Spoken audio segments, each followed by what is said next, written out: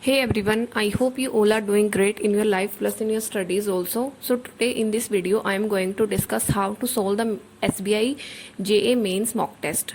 So many aspirants find it difficult that which questions to approach first and how to attempt the mock test so that they can attempt maximum number of questions. So I will tell you the way in which I attempt the mock test, and then you can take a reference if you find it useful and then use this when you attempt the next mock test. So the first thing, I will start with English, and whenever any section opens before you, the first thing which you have to do is just go through all the questions. Okay, do not start attempting any one liner questions if you find it in the first question. No, first go through all the questions, and then the questions which you think that you know and you can attempt these questions correct, just mark those questions for review.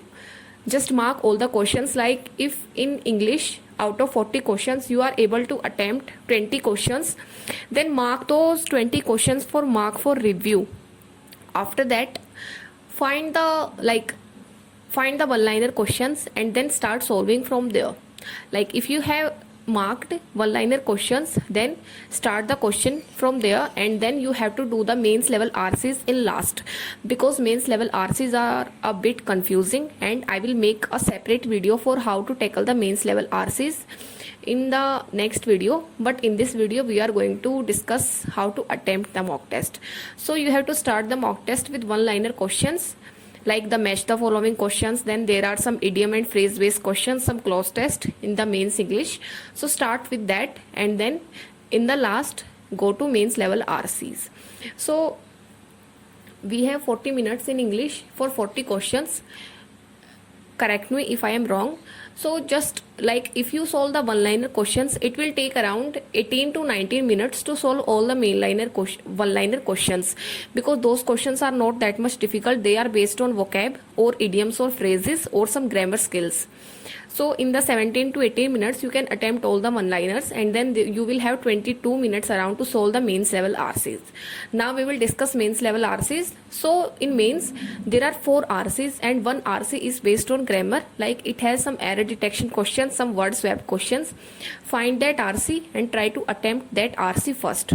After that, try to move to the simplest RC, like the RC in which the options they do not have that much options, like the simple options are given, then go for that. And at the last, go for the confusing RC in which like 3 to 4 options are given, and then you have to choose from the option like first or second, third or fourth. So try to attempt that type of RC in the last. And now how to attempt the questions. So in all the RCs there are 2 questions based on vocab. So first try to attempt those type of questions, and if you have 2 to 3 minutes left, then do not try to read the RC. Just try to find some questions based on vocabulary or based on clause test or something like which is based on grammar, and try to attempt that questions, because if you have 2 to 3 minutes left for the mains level RC, then you cannot read the whole RC and you cannot solve the questions, because the questions are deep in the mains, so you cannot solve them without reading the RC. Okay, so just try to be smart while solving the mains level questions. It is all about choosing the right type of questions and then solving them and gaining the maximum marks which you can. Now we will move to quant. So in quant there are some approximation questions are also given in the mains. So you have to do the same. First go through all the questions and then mark for review the questions which you think that you can do. And if you find any wrong number series questions or any approximation question, try to solve those type of questions, and then try to move to the quantity based questions and data sufficiency. Okay, then you have to move to the mains level DIs. And first, as this is the clerk level paper, so there will be 1 to 2 very simple DIs. Try to attempt that DI first, which are based on ratio, proportion or percentage, and after that you can move to caselet DI. Otherwise you can move to any arithmetic topic based DI. Then the other thing is arithmetic questions. So sometimes there is chance that the mains level DIs can be tricky in the mains paper, but the arithmetic questions are easy. So try to find out that which section is easy and try to choose the questions and then try to solve them. It is all about the smart approach. And one more thing I would like to suggest you here is that as we saw in the RRB PU prelims, paper that the arithmetic questions were easy and the DI was tough. So they can play this game here also. Like you have to focus on all the chapters in arithmetic also, and in DI also you have to focus on all types of DIs. You cannot skip anything now, because now they have become more curious, and they are now the things which we used to think that these are easy, they are increasing the level of that topics, and the topics which we used to find hard, they are decreasing the level, as we saw in the RRB PO. So I request you to focus on all the topics, on all the subjects. If you think that your quant is strong, like your DIs are strong, but you are not that much good at arithmetic, what you will do if they increase the level of arithmetic and they increase the level of DIs and they decrease the level of arithmetic? So if you do not read arithmetic, then how you will be able to clear the cutoff of quant? So try to focus more, do not try to skip arithmetic at any cost. Now we will move to reasoning. Okay, so in reasoning also, first try to mark the questions like the Chinese coding questions. Then there are some coding questions, direction sense questions like coded direction, coded syllogisms, reverse syllogism. These type of questions are given. And then there are one puzzle which is very easy, like it has some 3 to 4 variables, but it is quite easy.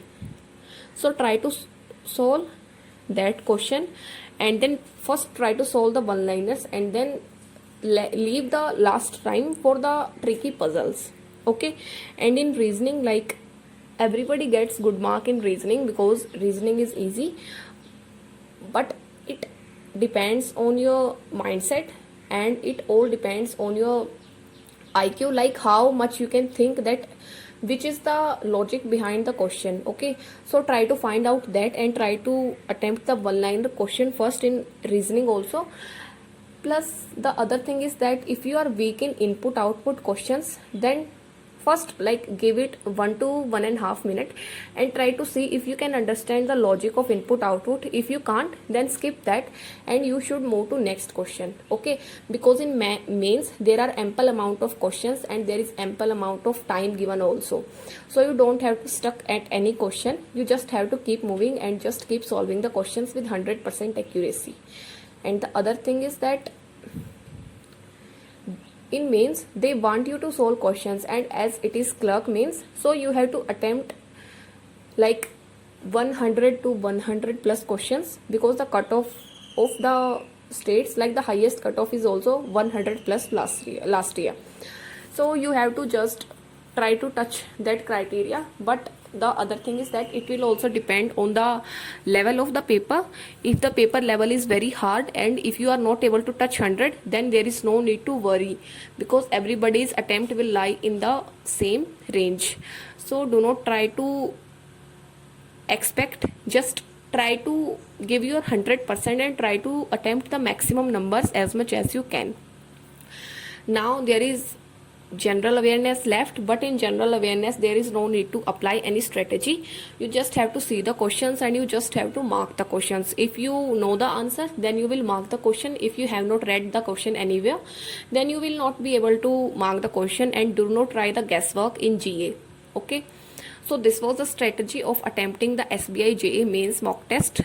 And for mains mock test, as you all know that for mains I would like to suggest you the Oleboard mock test, because I have seen many toppers using Oleboard mock test, and like maximum number of toppers use Oleboard, and the content is also very good. Like Oleboard is famous for their high level content of mains, plus the solution given is also very correct and in a very good manner they have explained everything.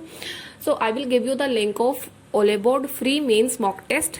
You just go and try to apply the strategy which I have told you in that mock test, and then try to solve it, and please try to write your attempt and your score in the comment section of this video. Okay, so the link will be given in the description and in the pinned comment also. So that's all for this video. I have told you exactly the things which I use while solving the mains mock test, and I wish you all the best for all your examinations. Thank you.